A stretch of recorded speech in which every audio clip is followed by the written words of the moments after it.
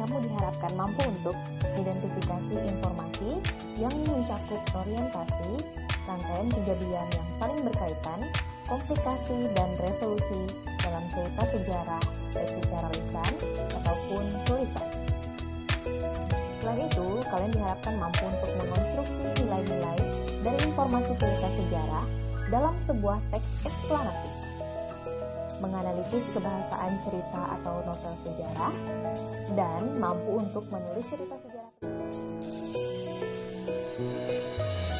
Adapun ciri-ciri yang dimiliki oleh teks cerita sejarah adalah disajikan secara kronologis berdasarkan urutan peristiwa atau urutan kejadiannya. Yang kedua adalah berbentuk cerita ulang atau yang dikenal juga dengan recount text. Yang ketiga memiliki struktur teks yang terdiri dari 3 bagian, yaitu orientasi, urutan peristiwa, dan ditutup dengan reorientasi. Ciri selanjutnya adalah sering menggunakan konjungsi temporal. Dan yang terakhir adalah isinya merupakan tadi, umumnya disampaikan di dalam bentuk urutan yang kronologis atau runtut. Sedangkan reorientasi berisi komentar pribadi penulis tentang peristiwa atau kejadian sejarah yang diceritakan.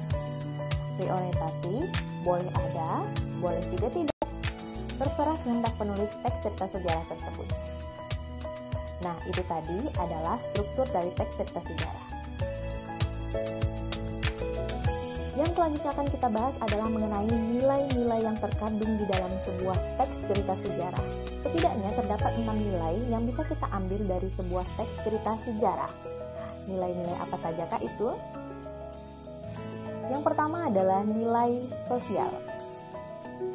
Yang dimaksud dengan nilai sosial adalah nilai yang berhubungan dengan manusia dalam lingkungan tertentu atau dalam masyarakat tertentu.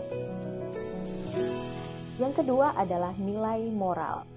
Nilai moral adalah nilai yang berkaitan dengan perilaku dan pembentukan akhlak manusia.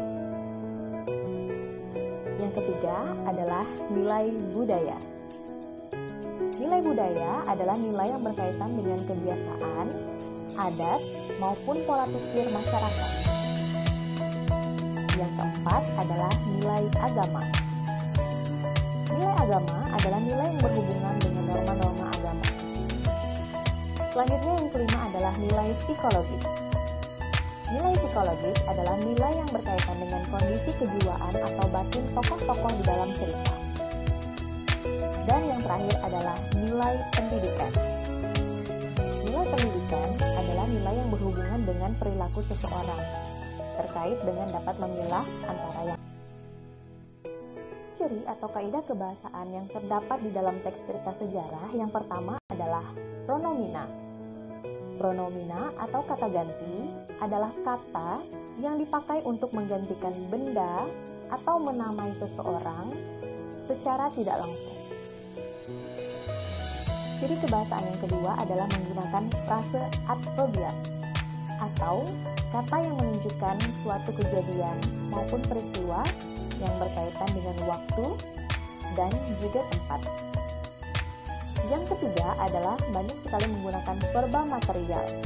Verba material adalah kata yang berfungsi menunjukkan aktivitas yang dilakukan oleh partisipan, seperti menunjukkan perbuatan fisik atau peristiwa.